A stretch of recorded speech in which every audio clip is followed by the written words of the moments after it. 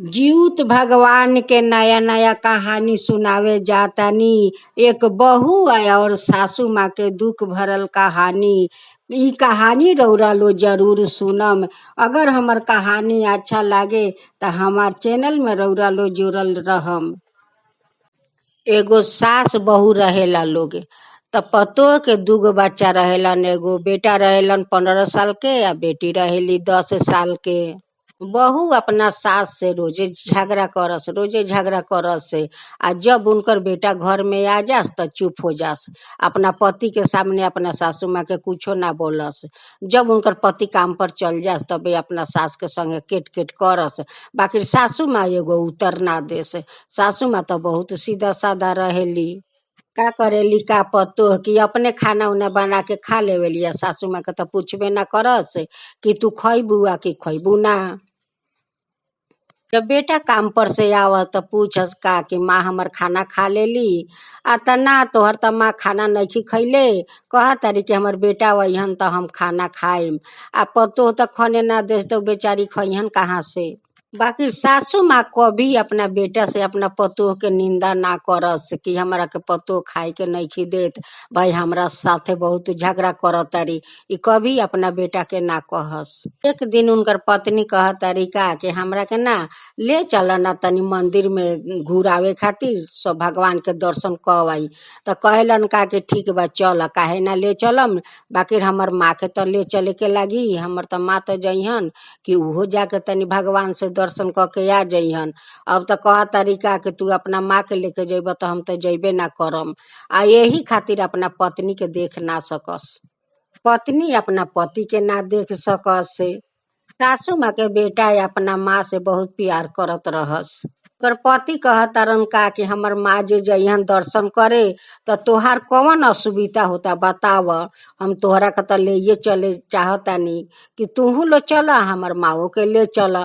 अगर माँ के हमरा धाम करैबू तो तू ही न पुण्य पैबू। देख सास ससुर घर के होला लोग उहे धाम होला लोग। उहे देवता होला लोग उहे भगवान होला लोग। अगर घर के भगवान के तू सेवा कर तो तोहरा जरूरे भगवान तारा के मेवा दीहन। कुछ दिन बीत गए तो फिर एक दिन कह तरीका कि सब लोग जाता गंगा नहाए हमरो के ले चल गंगा नहवावे के। अब कह तारन का कि ठीक बा काहे ना ले चलम तोहरा के चल ले चलता नहवावे के। बाकी माँ के हमरा ले ल। देख उहो तो जाके गंगा स्नान करके अइहन तू कलिह माओ कलिहन। अब तो कह तरीका कि तोहर माँ के ले जइब तो हम ना जाएम। तो बेटा कहतरन का कि हमर माँ से तोहर कौन हिंसा बा कौन जलन बा तू बताव। हमर माँ तोहरा के का करत तारी का कहतारी कि तू हमर माँ के तू कहीं नहीं खुले जाए चाहत अकेले ही चाहत रू जाए के। हम अपन तीरथ घर में छोड़ के हम जाई तीरथ करे। हमरा खातिर तो तीरथ हमर माँ बारी। पर दोनों बच्चा लोग कहेला लोग का कि माँ दादी के तू लेके संगे चलबू तो तोहर कौन असुविधा होता। दादी तो तोहरा गोदी में तो उठ के जइहन ना। आए तू जहाँ ले जाए चाहतारन बाबूजी वहाँ तू दादी के नहीं खुले जात। आ तू अकेले ही जाए चाहतारू। दादी से तोहर कौन असुविधा बा माँ। खातिर पत्नी अपना पति के देख ना सकस कि माँ के अपना ई गुलाम बारन। हम जहाँ कहतन वहाँ नइखन ले जात हमरा के। आ कहतरन का कि हमार माँ चलीहन तब तोहरा संगे हमहू चलम। उनकर पत्नी में जलन रहे कि काहे कहतरन का कि हम अपना माँ के ले चलम। से करते करते जीउत भगवान के तो बरत आ गइल। अब सब लोग नहा धोआ के बड़ा श्रद्धा से आदमी खाना उना खैलक लोग। कर सासू माँ बहुत सारा जीवनी के पाता लियली कि सवेरे जीउत भगवान के पाता पर देहम स। उ बहू का करेली का कि सारा जीवनी के पाता अपना घर में रख देवेली। सवेरे होला त अपना ही देवेली आ जो पाता बाचेला उ ड्रेन में फेंक देवेली। अपना सासू माँ के ना देश की ओमे उद्देश्य तो सासू माँ कहली का कि इतना सारा झिंगुनी के पाता लिए निहा अपने तो 4-4 गो पाता पर दे देली। जो पाता बाचल उ तो एथी ड्रेन में फेंक देली। हम काथी में दी जीउत भगवान के।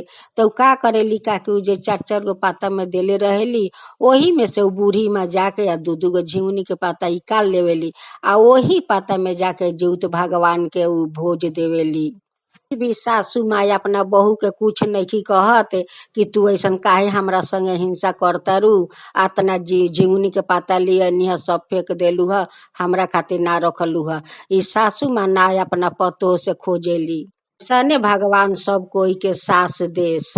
तो सबेर के पहर उपास बाटे लो सबे कोई, उ अपना बेटा खातिर करतारी आ उनकर पतोहो अपना बच्चा लोग खातिर करतारी। अब त कहतारी बहू का कि हमर बच्चा सब त ना खा के रही ना, ओकनी के त कुछ बनावे के लागी। एगो लाऊ ली आवेली या कहेली अपना सास से कि देखा सासू माँ हई लाऊ के तू काट द। अब उ कहतारी का कि बहू हम कैसे काटम, हमहू तो जीवित भगवान के व्रत करतानी, तुहू करतारू, तू जानत नइखू कि उपास में एगो लोग खर ना तुरेला, तो हम लाऊ कैसे काटी। त पतोह कहतारी का कि ना कटबू तो हमर बच्चा ना खा के रहियन स ना खा, लाऊ तो तोहरा काटही के लागी, जैसे काट किंतु काटे के लागी। तो बहू में का करेली का कि जबरदस्ती बोटी या लाऊ धरा देवेली, कहेली का कि काट चल, ना कटबू तहरा काटही के पड़ी। अब उ दोनों बच्चा कहता लोग का कि माँ देख दादी जीवित भगवान के व्रत कैले बारी, उनका से जबरदस्ती तू काहे लाऊ कटवावा तारू, मत कटवावा माँ, मत कटवावा, दादी से अतना तू मत एथी कर। जैसे अपना बच्चा लोग खातिर कैले बारू त दादियो त अपना बेटा खातिर कैले बारी। कहतारी का कि देख बहू हम जे बेटा खातिर कैले बानी त उ त तोहरे त पति हवन, त कहतारी का कि ओइसन पति के चूल्हा में ना झोंक दिहेम। दोनों बच्चा लोग दुआर पर बैठा रहेला लोग, जब देखता लोग का कि माँ त दादी के संगे जबरदस्ती करतारी त उ लोग के मन खराब हो जाला बच्चा लोग के। अब देख आ घर में उहाँ उन्हान धैले बा, भात चढ़ल बा उन्हान पर। अब जाके उनकर बेटी देखतारी का कि सब लकड़ी बाहर निकल गइल बा, आग बाहर गइली उ चूल्हा में लकड़ी लगावे त उनकर एगो हाथ पूरा झौस गइल, जर गइल। अब त लगली चिल्लाए का कि हमर हाथ झौस गइल। अपना सासू माँ से जबरदस्ती लाऊ छिलवावतारी, अब तो उनका मजबूर होके छीले के पड़ल। अब उनकर तब बच्चा के हाथ लागल छीले, अब तो बच्चा दुआर पर चिल्ला तरन का कि हमार हाथ काहे छीलताटे, हमर मने होता कि कोई हाथ छीलताटे। तो बच्चा के चिल्लानी सुन के माओ दौड़ेली, दादियो दौड़ेली दुआर पर। सासू माँ कहतारी का कि देखा बहू माँ तोहरा के हम कतना समझावतानी, कतना बुझावतानी कि जीवित भगवान के व्रत के उपास के दिन एगो लकड़ी ना तुरल जाला, आ तू हमरा से जबरदस्ती लाऊ छिलवलू ह, त देखा तोहर बेटा के वही हाथ छुल गइल बा। आ कहलू का के ओसन पति के चूल्हा में झोंक दी, त देखा तोहर बेटी के हाथ चूल्हा में झोंका गइल। जीवित भगवान के तू खिलवाड़ समझ के रखले बारू, त देखा जीवित भगवान तोहरे बच्चा लोग के देखा देलन। तू हमरा बेटा के मारे चाहतारू त देखा तोहरे बेटा लोग कष्ट पड़ल में कि तोहरे बच्चा लोग के कतना दुख बाटे। फिर उनकर पति आवेलन सांझ के काम क के त देखा तारन का कि दोनों बच्चा बैठल बा बेंडिस लगा लगा के। अब तो उनकर माथा खराब हो जाला, अपना माँ से कहेलन का कि माँ हमर दोनों बच्चा के का भइल बा कि बेंडिस लागल बा। अब त माँ कुछो नहीं बोलत, चुपचाप दमी लगोले बारी। जाके अपना पत्नी से पूछ तारन कि हमर बच्चा सबके का भइल बा कि ओकन के बेंडिस लागल बा। अब त बहू नहीं कि उनका के बोलत कि हमरे कारण से आज बच्चा लोग भोगत आटे लोग। तब दोनों बच्चा लोग कहता का कि बाबूजी देखा ना माँ तो व्रत कैले बारी, दादियो कैले बारी, आ माँ दादी के जबरदस्ती बोटी दे के या लाऊ दे के छिलवैली ह, त हमार हाथ छिल गइल ह। आ कह तारी का कि ऐसन पति के हम चूल्हा में ना झोंक देहम, त देखा दीदी के हाथ झोकर गइल हटे बाबूजी। हम लोग कतना माना करतानी बाकी माँ नहीं सुनत हम लोग के बात। आज देखा आज हम लोग के केंग भोगे के पड़ल बा हम लोग के भाई बहन के। तो उनकर पति हाथ पकड़ के घर से बाहर निकाल देवेलन कि जे हमर बच्चा के ना भइल मातारी उ हमरा माँ के का होई।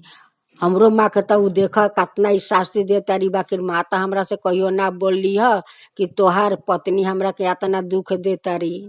त सांझ भइल, अब तो सब लोग जाता नदी नहाए।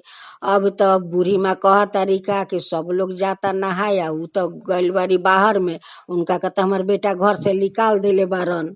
तना पड़ोस के लोग आवे या देखे दोनों बच्चा लोग के बेंडिस, तो कहे लोग कि कैसे हो गइल ह। अब बच्चा लोग कहे लोग का कि सब हमर माँ के करनते भइल ह।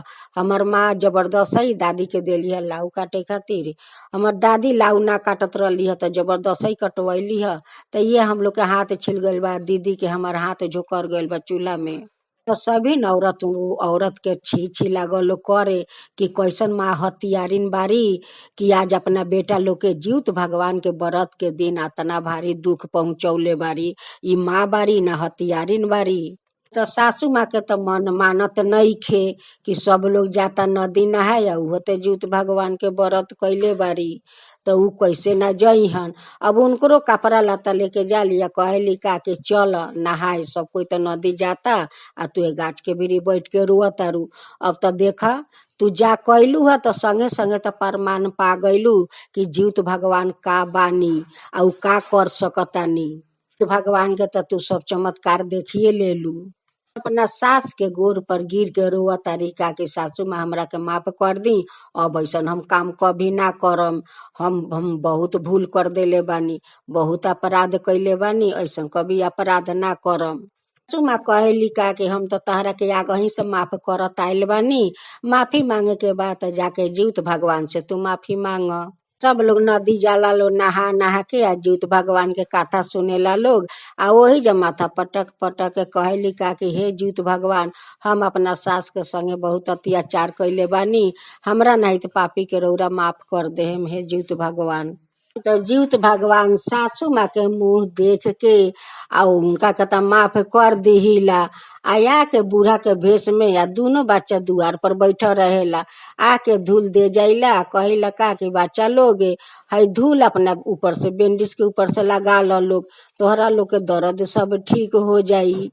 अभी तो दोनों बच्चा अपन लगा लेवेला लो बेंडिस के ऊपर और दोनों जना के हाथ चमत्कार हो जाला।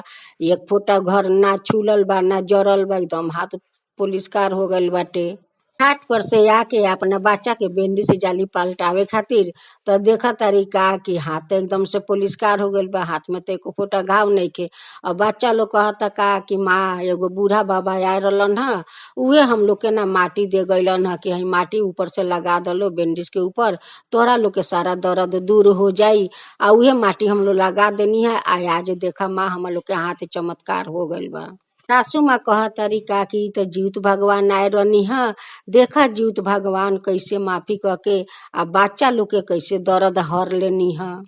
जीवित भगवान के व्रत के दिन केकरो जीवित भगवान मृत्यु के ना दीहन।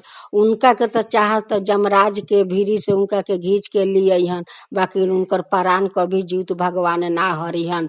उनकर नाम ऐसा ही नहीं के जीवित भगवान, सब के रक्षा करे वाला जीवित भगवान बारन।